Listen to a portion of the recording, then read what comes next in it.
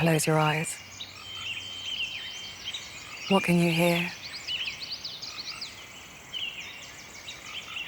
Listen again. Let's pause a while, silently, and tell me what you hear. I'm Amanda Hill. I'm also Martyn's niece. I don't even know how to begin to describe Martyn. I had a really disoriented, disgruntled family, household, and I immersed myself into the woods and the fields and the hedgerows. And I used to go and lay in the fields for ages and ages and just listened.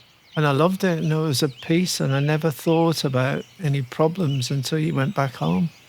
It was like that door you could open, go and get lost on the other side of it, and then you had to come back to reality. He was 8 years old when he first started going out into the forest near where he lived in Birmingham. He would lie on the grass and he'd listen to the sounds. You know, the first bird that taught me that was a blackbird. And every time I walked into the woods, it had this call. It's an alarm call because I've walked into their space and this blackbird's telling everybody else there's someone else in the woods. It's all like, shh, they'll be gone soon. Let them go. And then they go back to singing. Master says that I often say that he never really came back from the forest that day. He went out and he's just kept venturing off further and further. 60 years later, he's got every bird species across America, 375 bat species. He's been to over 60 countries. And not because anyone paid him to do it. But it's hard to explain someone who has spent their life listening with no thought of anything other than the goal of how do I capture that next sound. It was an audible diary. I wanted to understand the language of the animals. It takes an idiot like me to be able to do what I've done. You have to be able to sit for a long time quiet without fidgeting and just taking everything that's around. And nature is so free and so beautiful. People don't appreciate it.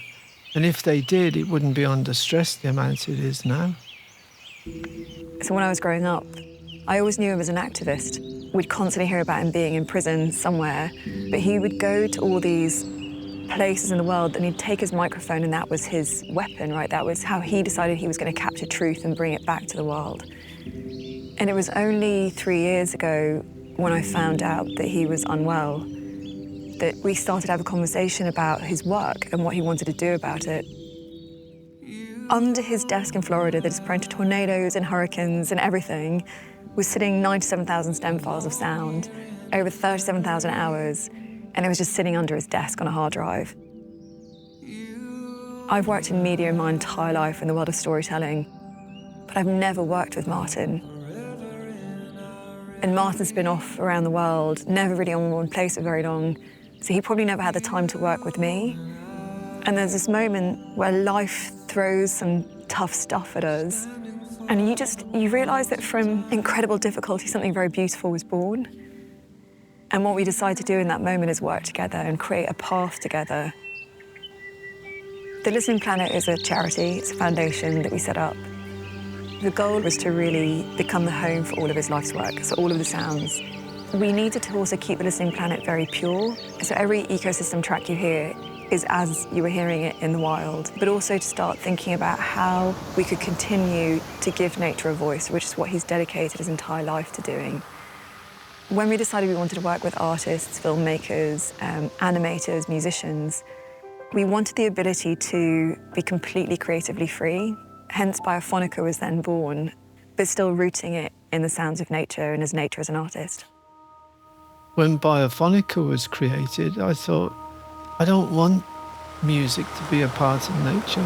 But then I thought, what if all the people who listen to all these genres listen to something with nature as well? Would they appreciate nature more? Sometimes it's hard to know. You call Every critter in every soundscape, in every piece of music is crying out for some reason.